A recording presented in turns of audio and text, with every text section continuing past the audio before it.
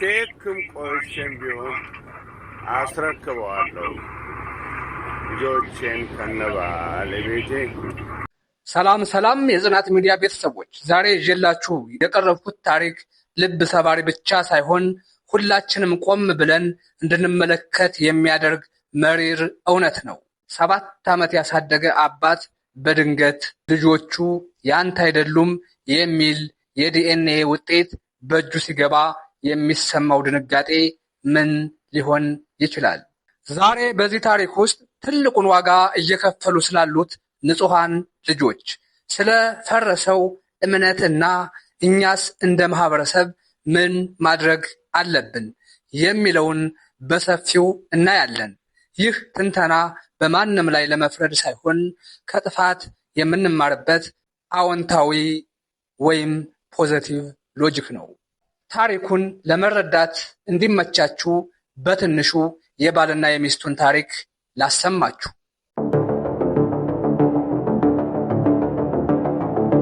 ሚስቱ የምትለው ከኔ በፊት ትዳር ነበረው። ይህም 14 ዓመት አብረን ኑረን እኔ መውለድ ስለማልችል ወይም መሃን ስለሆንኩ ተፋታን ብሎኛል ብላለች። ሳንጋባ ገና ከጅምሩ እርጉዝ መሆኔን ማለትም ከሌላ ሰው እንዳረገዝኩ በግልጽ ስለነገርኩት ያውቅ ነበር። ይህንም በሚስጥር ይዘን እስከ ዕለተ ሞታችን ቃል ተጋብተን ለመኖር ተስማምተን ነበር ነው ያለችው። ስለዚህ አንቺ ከሌላ ሰው እንዳረገሽ ያውቅ ነበር? ያውቃል። ይሄ ተነጋግረን ሁለታችን ጋር የነበረ ሚስጥር ነው። ማንም የኔን ቤተሰብ የሱን ቤተሰብ አያውቅም። ቃል ነው። እኔ እስከ ሞቴ እሱም እስከ ሞቱ ነበር የተባለው። ባሏም ለዚህ እሷ ኢዮሃ ሚዲያ ላይ ወጥታ ለተናገረችው መልስ ሲሰጥ እንዲህ ነው የተሰማው። በጭራሽ እኔ መሃን ነኝ አላልኳትም። መውለድ እችላለሁ። እንዲያውም ከድሮ ሚስቴ 2 ጊዜ አርግዛልኝ ነበር። ነገር ግን በወቅቱ እሷ ረጅም የሆነ ያሰበችው ህልም ስለነበራት ለመውለድ ፈቃደኛ ስላልነበረች አስወረደችው። ስለዚህ እኔ መውለድ እችላለሁ ብሎ ነው እሱም የተናገረው።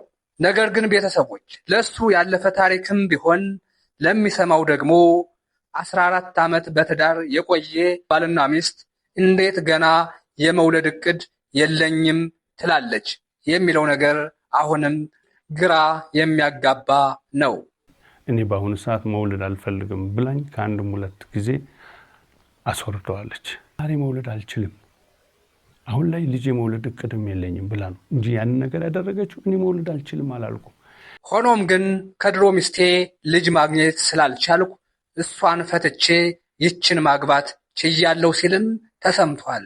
እኔ የማውቀው ከሌላ ማርገዟን ሳይሆን እንደተጋባን የወር አበባ በተደጋጋሚ ሳይባት ነበር። ይህም እርጉዝ አለመሆኗን በወቅቱ ያረጋገጥኩበት ትልቁ ትዝታዬ ነው ብሏል። ስለዚህ እነዚህ ልጆች እውነቱን እስካውቅ ድረስ የኔ ልጆች እንደሆኑ ነው የማውቀው እያለ ይህን አሳዛኝ ታሪክ የሚናገረው።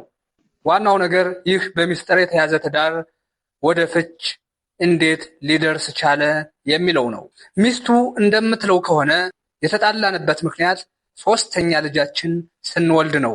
ምክንያቱም እኔ መውለድ አልችልም፣ እንዴት ሊሆን ይችላል? እነዚህን አምኜ መቀበሌ ሳያንስ አሁንም የሌላ ሰው ልጅ ናቸው ብሎ በማሰቡ ነው ብላ ተናግራለች። ከዛ እኔ ሁሌ እላለሁ እግዚአብሔር የራሱን ፍሬ ሰተኸው እኔም ለውለታዬ እላለሁ። ያው ደግሞ ይሄ በ3ኛው ልጅ ምክንያት ነው ይሁሉ ጸብም የመጣው።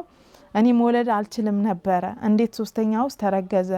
ያንን እነዛን አሳድጌ ዋናው ጥያቄ እንዴት ነው ልጆቹ አለመሆናቸውን ያወቀው የሚለው ጉዳይ ነው። የልጆቹ አባት እኔ በሌለሁበት ሰዓት እየመጣ ለልጆቼ እኔ ነኝ አባታችሁ የሚላቸው ሰው እንዳለ በጎረቤት አማካኝነት መስማት ቻልኩ።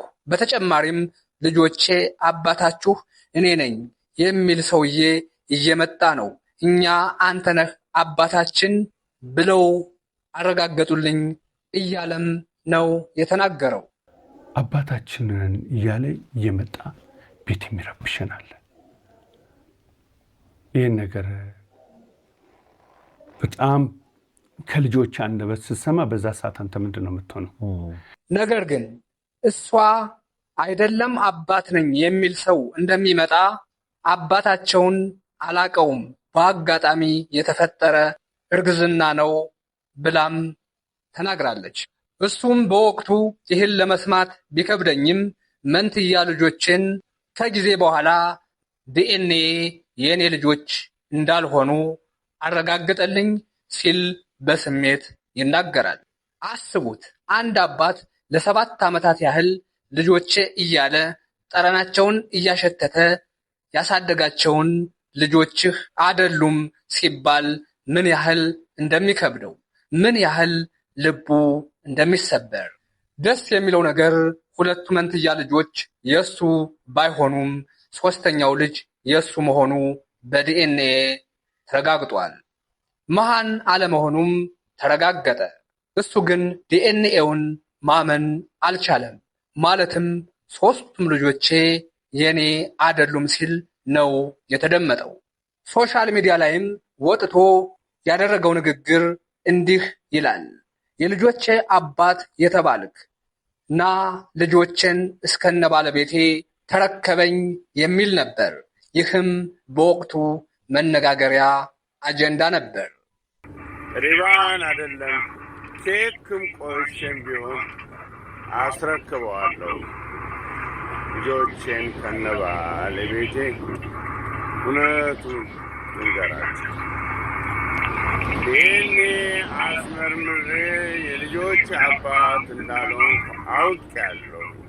ይህን የሰማ አባት ይህን መናገር አለበት ወይስ የለበትም የሚለው ጉዳይ እጅግ የሚከብድ ነው።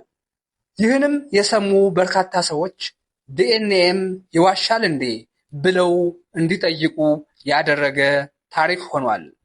አንዳንዶችም በስሜት ነው የተናገረው እንጂ ዲኤንኤ እንዴት ይዋሻል እያሉም ይገኛሉ። እውነት ነው፣ በስሜት ነው እንጂ ዲኤንኤ ፐርፌክት የሆነ የቴክኖሎጂ ውጤት ነው ይላሉ የጤና ባለሙያዎች። የሚያሳዝነው እነዚህ ሕፃናት ይህን ሁሉ ጉድ ከሰሙ ጀምሮ እስከ ዕድሜ ልካቸው ድረስ የሚፈጠርባቸውን ጠባሳ አስቡት። ለእናታቸው ያላቸውን ስሜትም እስኪ ቆም ብላችሁ አስቡት። እጅግ በጣም ከባድ ነው። ይህን የሚሰማ ሰው ከባልና ሚስቱ እውነተኛው ማን ነው፣ ተጠያቂውስ ማን ነው የሚለውን ለማወቅም ይሁን ለመገመት የሚከብድ ውስብስብ የሆነ ታሪክ ነው። ትላንትና አሁን የራሱ ናቸው። በፍጹም እንዴት እንደሆነ ውጤቱን አላቅም። ምናልባት ሲከፈት ምናም ስትይ ነበር ትላንት በነበረን ቀረጻ። ዛሬ ደግሞ ሌላ የተለየ ነገር ነው እየነገርሽኝ ያለሽው። ያውቃል ከሌላ ሰው እንድነግራችሁ ነው እኔም እንትን ያለው። ሆኖም ግን እውነቱን ለነሱ ፍርዱን ለፈጣሪ ትተን ከኛ ምን ይጠበቃል? ምንስ እንማርበታለን የሚለው ነው። በዚህ ታሪክ ውስጥ ትልቁንና መሪሩን ስቃይ የሚጋፈጡት ንጹሐን ልጆቹ ናቸው። 7 ዓመት ሙሉ አባታችን ነው ብለው በሚጠሩት ሰው እቅፍ ውስጥ ያደጉ ማንነታቸውን በእሱ ላይ የገነቡት ልጆች ዛሬ በአንድ ወረቀት ምክንያት መገፋት ሲጀምሩ የሚሰማቸው የስነ ልቦና ስብራት በቃላት አይገለጽም። ልጆቹ ዛሬ እኛ የማንን የሚል ትልቅ ጥያቄ ውስጥ ይገባሉ። አባታቸው እንዳልሆነ የሰሙት ሰው ሊርቃቸው ሲሞክር፣ አባታችሁ እኔ ነኝ የሚለው ሌላኛው ሰው ደግሞ በድፍረት ቤታቸው ሲገባ ልጆቹ መሸሸጊያ ያጣሉ። ይህ የማንነት መናወጥ እስከ ዕድሜ ልካቸው የሚከተላቸው ጠባሳ ነው። ታሪኩ ሶሻል ሚዲያ ላይ መውጣቱ ልጆቹን የዲኤንኤ ታሪክ ሰለባዎች አድርጓቸዋል።